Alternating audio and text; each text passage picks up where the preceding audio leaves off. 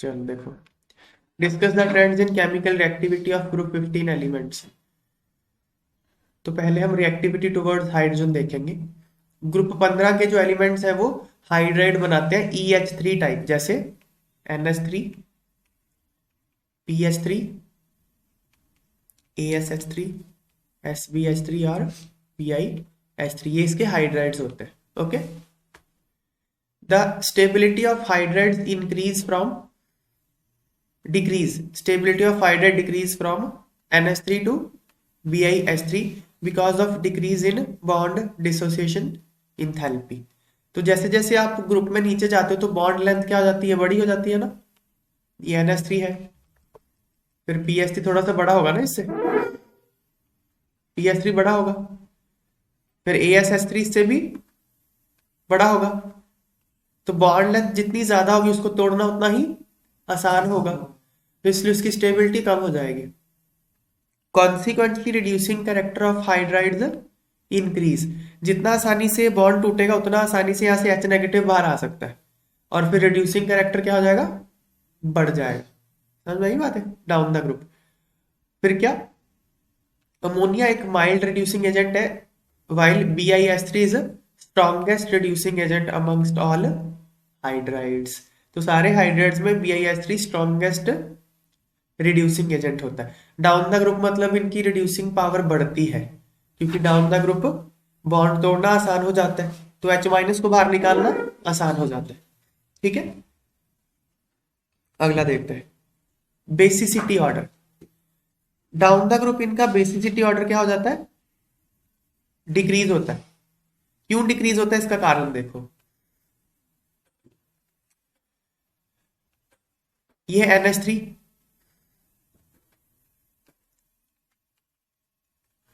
ये NH3 है ना, इसमें लोन पेयर जो प्रेजेंट है ये एक लोन पेयर होता है। अच्छा पहले तो मैं एक बात और बताता हूँ आपको, ये जो नाइट्रोजन का लोन पेयर है ना, ये sp3 ऑर्बिटल में प्रेजेंट है, sp3 में। यहाँ पे अमोनिया में नाइट्रोजन की हाइब्रिडेशन क्या है, sp3, sp3 चार हो गए ना। तो sp3 है जो लोन पेयर है, वो कहाँ प्रेजेंट है, sp3 में प्रेजेंट है। लेकिन फॉस्फोरस में पता है वो कहाँ प्रेजेंट है,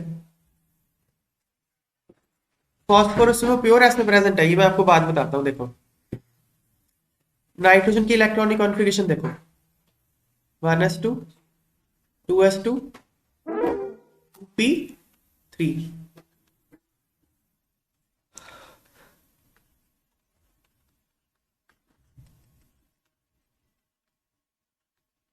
ये है। अब अगर NH3 बनाना है तो नाइट्रोजन ने कितने बॉन्ड बनाने हैं हाइड्रोजन के साथ, एक हाइड्रोजन के साथ एक बॉन्ड, टोटल 3 बॉन्ड बनेंगे। तो उसमें होता क्या है, ये तो उसकी, ये पहले हाइब्रिड हो जाता है, नाइट्रोजन पहले क्या हो जाता है, हाइब्रिड हो जाता है। एक S है, ये P है, ये sp मिलके क्या बना देते हैं, sp3। उस sp3 में एक तो पूरा भरा होगा, तीन हाफ फिल्ड होंगे। अब ये जो तीनों है ये किसके साथ ओवरलैप करते हैं, हाइड्रोजन के 1s के साथ, है कि नहीं। ये हाइड्रोजन के 1s के साथ ओवरलैप करेंगे ना। ये बात समझ में आ रही है, नहीं आ रही। ये sp3 ऑर्बिटल जो है वो हाइड्रोजन के 1s के साथ ओवरलैप कर गया, और ये जो sp3 वाला ये लोन पेयर है। ऐसे ही होगा नहीं होगा, बताओ मुझे, समझ में आ रही है बातें। अब फास्फोरस में क्या है, सेम फास्फोरस के साथ है। अच्छा अब ये बन गया अमोनिया, ठीक है। इसमें बॉन्ड एंगल कितना होता है, 107 डिग्री के आसपास। चलो, तो 107 डिग्रीज, चलो आगे। सो 107 डिग्रीज बॉन्ड एंगल है यहाँ पे। ये मैं डिटेल में बता देता हूँ, देखो ये ये वाले नाइट्रोजन हाइब्रिड होकर sp3 बन गई, ये समझ में आ रहा है। हाँ, sp3 की शेप कैसे होती है, टेट्राहेड्रल होती है। एक एक sp3 ऐसा होता है, sp3 का एक शेप ऐसा होता है। चार है टोटल, नॉर्मली छोटा लोब दिखाते नहीं है, सिर्फ बड़ा लोब दिखाते हैं, ऐसे ऐसे ऐसे और ऐसे। ये टेट्राहेड्रल होगा ना ऐसे, ये टेट्राहेड्रल शेप है, ये सेम प्लेन में नहीं है, टेट्राहेड्रल शेप है ये। तो ये हो गया, इसमें एक लोन पेयर होगा, ये वाला लोन पेयर एक होगा, एक इलेक्ट्रॉन एक ऐसे, ये नाइट्रोजन का हो गया। अब हाइड्रोजन का क्या होता है, हाइड्रोजन में तो एक ही इलेक्ट्रॉन है, वो एक इलेक्ट्रॉन कहाँ होगा, एस ऑर्बिटल में होगा ना। एस ऑर्बिटल की शेप स्फेरिकल होती है ऐसे, एक इलेक्ट्रॉन, तो यहाँ पे ऐसे ओवरलैप कर जाएगा वो एस, ऐसे हाइड्रोजन का ये बन जाएगा, ठीक है ना। अब क्या है कि ये एंगल 107 डिग्री होता है, ये वाला अमोनिया में एंगल 107 डिग्री होता है। अगर ये देखो, ऐसा भी हो सकता था कि ये हाइब्रिड ना होता, ये हाइब्रिड ना होता, यहाँ पे तीन तीन अनपेयर्ड इलेक्ट्रॉन थे ना, ऐसा भी तो हो सकता था कि नाइट्रोजन इन्हीं तीन के साथ बना लेता, ओवरलैपिंग कर लेता। तो कैसे करता फिर वो, नाइट्रोजन के ये वाले तीन पी एक्स पी वाई और पी जेड है, ये तीनों पी ऑर्बिटल है ना, पी एक्स पी वाई और पी जेड। तो ये पी एक्स, ये पी वाई, एक पी जेड में चलो बना ही देता हूं, ये पी जेड है ना, और हाइड्रोजन का 1s है, तो हाइड्रोजन का 1s एक यहाँ ओवरलैप कर जाए, एक यहाँ ओवरलैप कर जाए, एक यहाँ ओवरलैप कर जाए। अब बॉन्ड एंगल अप्रोक्सीमेटली 90 डिग्री आएगा, है क्या नहीं। अमोनिया में अब बॉन्ड एंगल ऐसे बनेगा, एन एच एच एच ऐसे बनेगा, एक लोन पेयर होगा जो कि प्योर एस ऑर्बिटल में होगा। अगर अमोनिया में नाइट्रोजन हाइब्रिडाइजेशन नहीं करता तो जो बॉन्ड एंगल होगा अप्रोक्सीमेटली कितना होगा, 90 डिग्री होगा, और जो लोन पेयर प्रेजेंट होगा वो कहां प्रेजेंट होगा, प्योर एस में। लेकिन अमोनिया में कहां प्रेजेंट होता है लोन पेयर, sp3 में, क्योंकि नाइट्रोजन हाइब्रिडेशन करता है। ये बात समझ में आ गई। तो अब देखो, लेकिन एक्चुअली होता क्या है, this is actual, this is not, why, because अगर ये बॉन्ड एंगल 90 डिग्री होता है तो इन दोनों में रिपल्शन बहुत ज्यादा हो जाएगी, ये इलेक्ट्रॉन और ये इलेक्ट्रॉन, क्योंकि छोटा बॉन्ड है, नाइट्रोजन और हाइड्रोजन के बीच का बॉन्ड क्या है, बहुत छोटा है। छोटा होने की वजह से इनमें रिपल्शन इलेक्ट्रॉन्स में क्या हो जाएगी, बहुत ज्यादा हो जाएगी, इसलिए इतनी रिपल्शन को ये झेल नहीं पाता अमोनिया। तो फिर वो क्या करता है, हाइब्रिडेशन कर लेता है और बॉन्ड एंगल 107 कर लेता है, थोड़ा दूर दूर कर देता है कि दूर जाओ यार, इतना नहीं हो पाएगा। समझ में आ गई बात। तो उससे क्या है, इसकी बेसिसिटी बढ़ जाती है। कहा तो ये प्योर एस में होना था, इलेक्ट्रोनेगेटिविटी एस की ज्यादा होती है, पी की कम होती है, ये बात पता है ना। एस की इलेक्ट्रोनेगेटिविटी पी से ज्यादा है, तो एस की इलेक्ट्रोनेगेटिविटी sp3 से भी ज्यादा है, क्योंकि इसमें तो पी का कैरेक्टर इन्वॉल्व हो गया ना। सो लोन पेयर अगर sp3 में प्रेजेंट है यहाँ पे, और यहाँ पे s में प्रेजेंट है, sp3 से डोनेट करना आसान है, यहां से डोनेट करना क्या है, क्योंकि ये लेस इलेक्ट्रोनेगेटिव है, sp3 less electronegative than s। समझ में आ गई बात है। तो एक तो ये रीजन है why ammonia is more basic, क्योंकि उसमें लोन पेयर sp3 में प्रेजेंट है। फॉस्फोरस के साथ ऐसा नहीं होता, फॉस्फोरस में सेम केस बनेंगे। इलेक्ट्रॉनिक कॉन्फ़िगरेशन फॉस्फोरस की क्या है, 15 है एटॉमिक नंबर, तो 1s2 2s2 2p6, ये तो नियोन ही हो गया, खैर ये तो नियोन ही हो गया, 3s2 3p3, ठीक है। तो बॉन्डिंग में तो ये पार्टिसिपेट करेंगे बस, 3s2 हो गया और 3p3 हो गया। अब ये जो तीन अनहाइब्रिड ऑर्बिटल है, ये तीनों अनहाइब्रिड ऑर्बिटल हाइड्रोजन के एक एक ऑर्बिटल के साथ ओवरलैप करते हैं, फॉस्फोरस में ऐसा होता है। तो फॉस्फोरस में जो एंगल है ना, बॉन्ड एंगल ps3 में अप्रोक्स 90 के आसपास है, 90 डिग्री के आसपास है उसका एंगल। समझ में आ गई बात है, क्योंकि वहां पे जो ऑर्बिटल होते हैं वो अनहाइब्रिड होते हैं। क्यों, क्योंकि जो फॉस्फोरस और हाइड्रोजन का बॉन्ड लेंथ है वो ज्यादा है, तो उतना रिपल्शन इसको फील नहीं होता, इसलिए हाइब्रिडेशन शो नहीं करता। इसलिए जो लोन पेयर रह जाता है वो कहां रह जाता है, प्योर एस में। समझ में आई बात।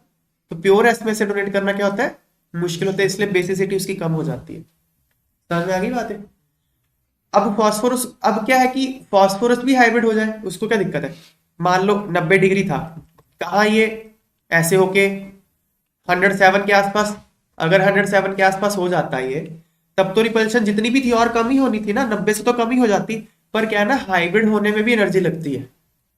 ये ऑर्बिटल मिलके जब हाइब्रिड ऑर्बिटल बनते हैं तब भी एनर्जी लगती है। तो वो एनर्जी क्यों लगाए फॉस्फोरस? वो बोलता है मैं तो ऐसे ही ठीक हूँ। ये बात समझ में आ रही है? ठीक है ना बात। एक तो हाइब्रिडाइजेशन रीजन हो गया, down the group basicity decrease होती है, उसका एक कारण हो गया हाइब्रिडाइजेशन, कि नाइट्रोजन में लोन पेयर प्रेजेंट होता है sp3 में, और बाकी सारे हाइड्राइड में s में प्रेजेंट होता है, प्योर s में। और s में से लोन पेयर डोनेट करना क्या होता है, थोड़ा सा मुश्किल होता है, क्योंकि s इज मोर इलेक्ट्रोनेगेटिव। दूसरा कारण है डाउन द ग्रुप साइज बड़ा होता है ऑर्बिटल का, तो वहां से डोनेट करना मुश्किल है। देखो जैसे PH3 है, PHHH, ये लोन पेयर यहाँ है, फिर आर्सेनिक, थोड़ा बड़ा हो जाएगा ना, थोड़ा बड़ा हो जाएगा, तो उसका ये वाला ऑर्बिटल भी तो बड़ा हो जाएगा। अब मान लो डोनेट करना है, मान लो इसने H को डोनेट किया, ऐसे H को डोनेट किया, H प्लस आया, H प्लस को लोन पे डोनेट कर दिया, तो यहाँ पे ओवरलैपिंग हो जाएगी। यहाँ पे H प्लस को डोनेट कर दिया, यहाँ पे ओवरलैपिंग हो जाएगी।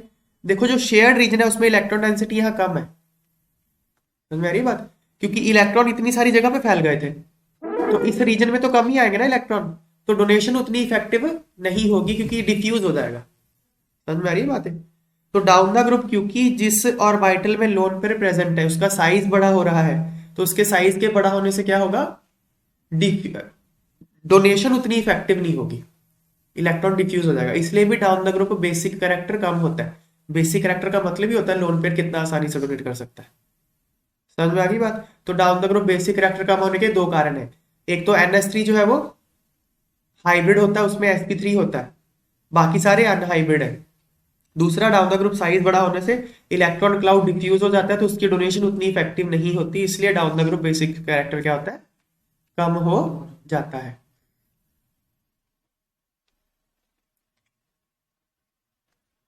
क्या आ गया? ठीक है भाई। Down the group basicity degree, इसमें बॉन्ड एंगल का भी क्वेश्चन होता है कि इसका बॉन्ड एंगल 107 डिग्री है, ठीक है, इनका एंगल सबका 90 के करीब है, सबका एंगल 90 के करीब है, 91 92 इस तरह के सबके एंगल इतने हैं। क्यों? क्योंकि ये हाइब्रिड होता है, ये सारे अनहाइब्रिड होते हैं। तो दो बातों का आंसर आ गया यहाँ पे। ठीक है, अगला देखते हैं। फिर ऑक्सीजन, ऑक्सीजन के साथ क्या बनाते हैं ये? अब देखो, जो ग्रुप 15 के एलिमेंट्स होते हैं उनका कॉमन ऑक्सीडेशन स्टेट कौन सा होता है, +3 और +5। तो +3 में अगर वो रहेंगे तो कौन सा ऑक्साइड बनाएंगे, E2O3, और +5 में रहेंगे तो E2O5। फिर क्या है, the oxide in higher oxidation state of element is more acidic than that of lower oxidation state. ये बात रट लो, जैसे जैसे आप किसी भी ऑक्साइड के का जो एलिमेंट है उसकी ऑक्सीडेशन स्टेट बढ़ाते हो तो एसिडिक कैरेक्टर क्या होता है, बढ़ जाता है। मैं इसका एग्जांपल और रीजन बताता हूं। देखो HNO2 और HNO3, यहां पे नाइट्रोजन +3 ऑक्सीडेशन स्टेट में है या नाइट्रोजन +5 ऑक्सीडेशन स्टेट में है।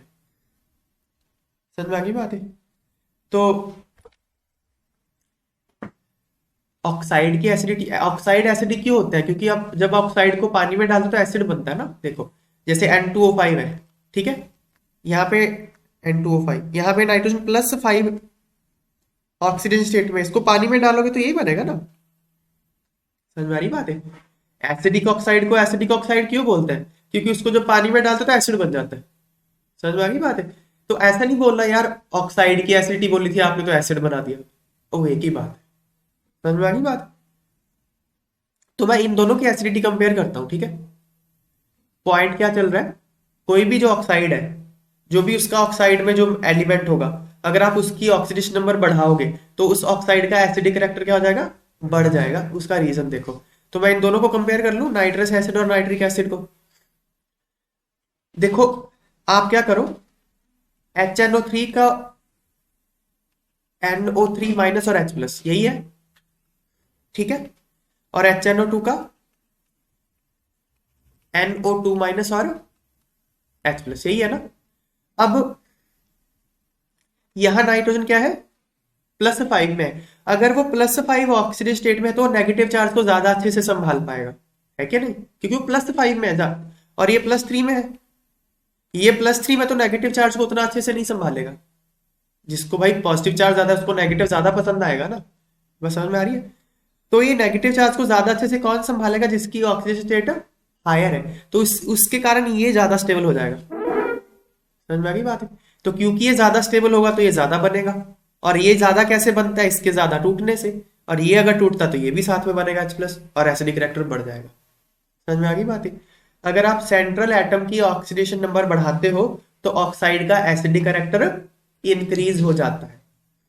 No exception to this rule. Clear.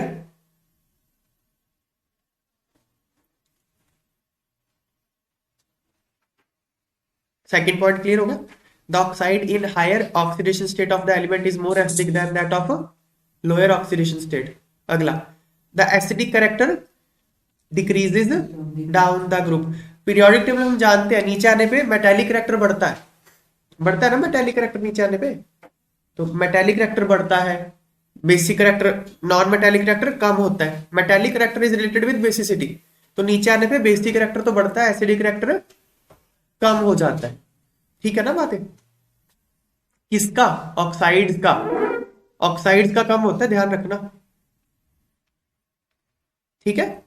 Acidic character of oxides decreases down the group.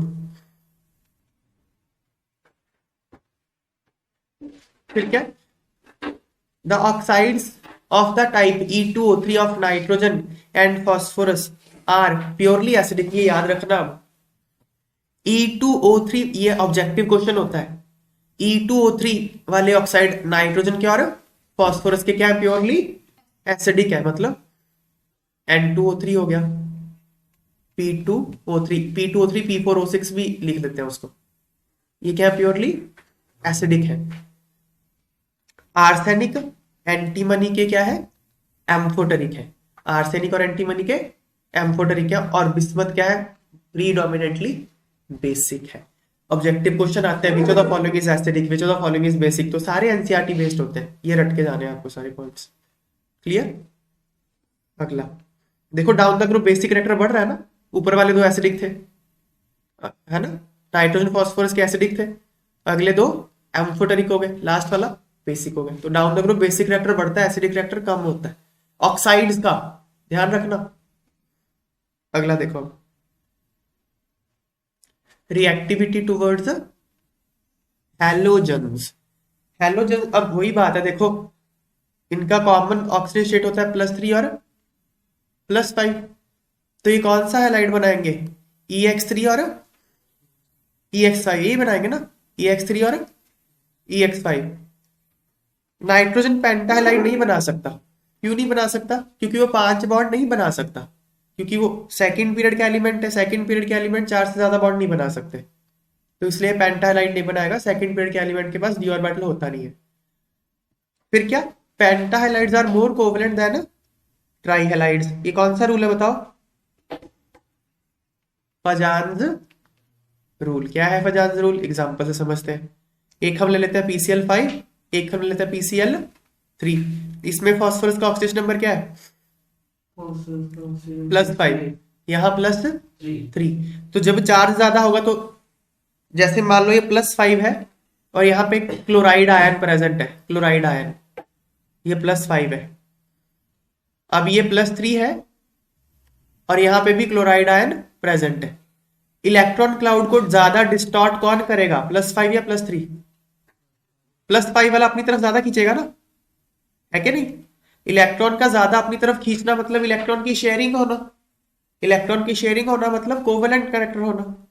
तो जितना ज्यादा इसका ऑक्सीडेशन नंबर बढ़ेगा उतना इलेक्ट्रॉन क्लाउड को डिस्टॉर्ट करेगा, उतना इसमें कोवेलेंट कैरेक्टर ज्यादा आ जाएगा। ये तो फजान्स रूल है कि जब आप कैटायन के ऊपर चार्ज बढ़ा देते हो तो क्या होता है, कोवेलेंट कैरेक्टर बढ़ जाता है। तो यही लिखा है, pentahalides are more covalent than trihalides. ठीक है बात। अगला, all trihalides of these elements except those of nitrogen are stable. Nitrogen के केस में सिर्फ NF3 ही होता है। ट्राईहैलाइड सबके एग्जिस्ट करेंगे, लेकिन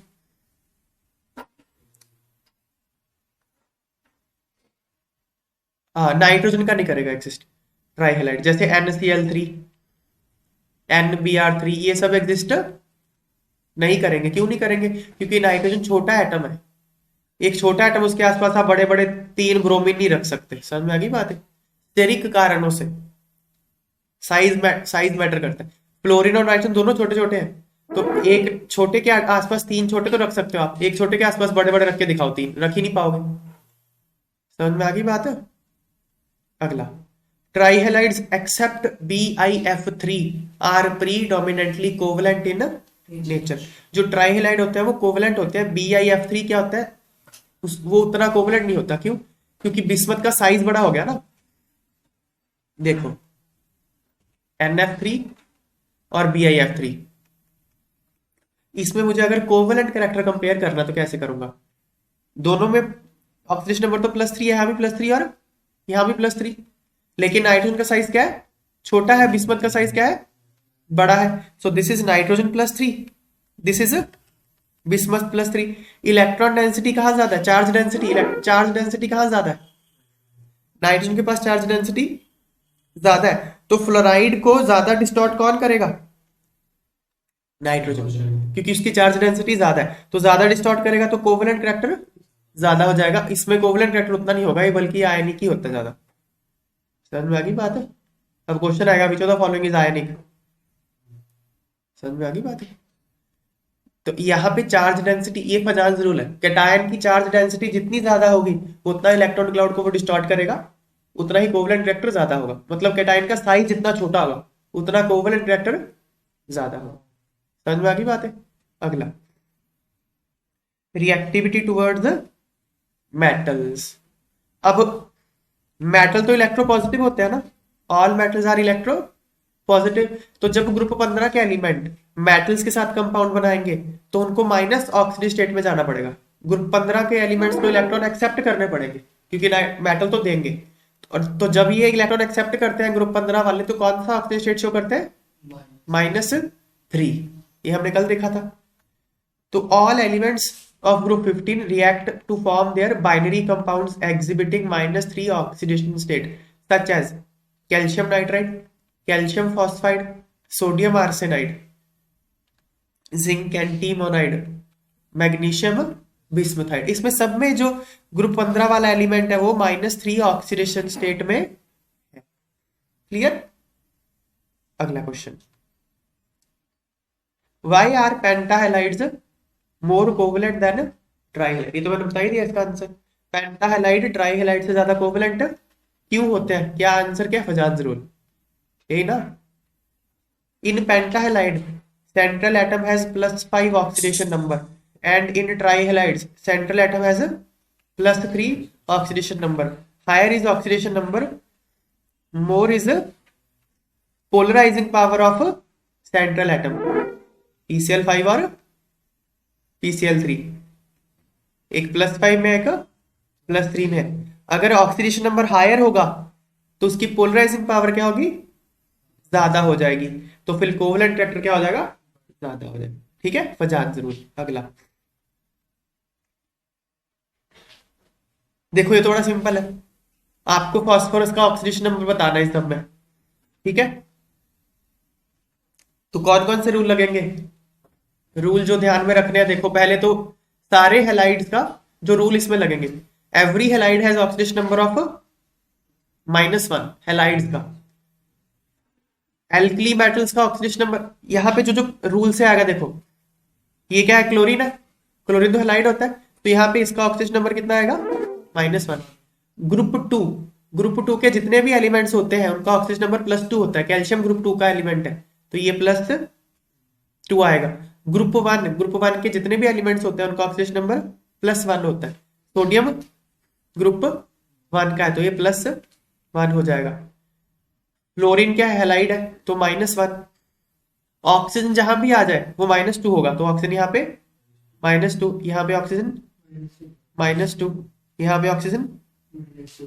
हाइड्रोजन, हाँ हाइड्रोजन अगर नॉन मेटल के साथ है तो +1। हाइड्रोजन अगर नॉन मेटल के साथ है तो +1। क्यों? क्योंकि नॉन मेटल इलेक्ट्रॉन खींचते हैं। नॉन मेटल क्या करते हैं? इलेक्ट्रॉन खींचते हैं, तो हाइड्रोजन से इलेक्ट्रॉन खींच लेगा वो, तो हाइड्रोजन +1 हो जाएगा फिर। तो अगर हाइड्रोजन नॉन मेटल के साथ है तो +1, यहाँ पे हाइड्रोजन नॉन मेटल के साथ ही है तो +1। अब बाकी सबका तो मैंने रूल के अकॉर्डिंग लिख लिया। एक और रूल क्या होता है, sum of oxidation numbers is equal to charge on molecule. अब वो फॉर्मूला लगा देंगे। अब देखो फॉस्फोरस के एक्स मान लो सबको, एक्स एक्स एक्स, यहाँ पे भी एक्स और यहाँ पे भी एक्स। तो अब करो, टोटल 0 करना है, तो यहाँ पे टोटल चार्ज कितना हो गया, +3, +1 है ना हाइड्रोजन का, तो टोटल +3 और ये टोटल -6 हो जाएगा, तो फिर ये x +3 हो जाएगा। समझ में आ रही है बात है? तो +3 है। अगला देखो +3 आएगा ना, क्लोरीन पे -1 है तो 3 क्लोरीन तो -3 हो जाएगा, तो इसको +3 होना पड़ेगा टोटल 0 करने के लिए। ये भी +3। देखो सॉल्व कैसे किया मैंने, 3 इंटू ऑक्सीजन नंबर, फर्स्ट का सॉल्व करके दिखा रहा हूँ। 3 into oxygen number of hydrogen plus oxygen number of phosphorus plus 3 into oxygen number of oxygen is equal to 0। Hydrogen का ऑक्सीजन नंबर कितना है, +1, क्यों, क्योंकि वो नॉन मेटल के साथ है, plus oxygen number of phosphorus plus 3 into -2 is equal to 0। तो फॉस्फोरस का ऑक्सीजन नंबर क्या हो गया, ऐसे ऐसे करना सॉल्व। फिर यहाँ देखो पीसीएल +3 हो गया था ना, देखो फॉस्फोरस का oxidation number plus 3 into oxidation number of chlorine is equal to 0।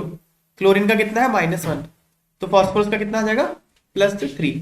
अगला देखो कैल्शियम कितना है, +2, 3 है तो +6 हो गया, तो P2 पे टोटल +6 होना पड़ेगा, तो -3 हो जाएगा। अभी तो हमने देखा मेटल के साथ ये -3 में होते हैं सारे, तो -3 आ गया। ठीक है, अगला इसमें बताओ ये टोटल कितना हो जाएगा, +3, यहाँ +3, यहाँ -8, यहाँ +3, यहाँ -8, तो इसको +5 होना पड़ेगा फॉस्फोरस को, तो +5 इसमें देखो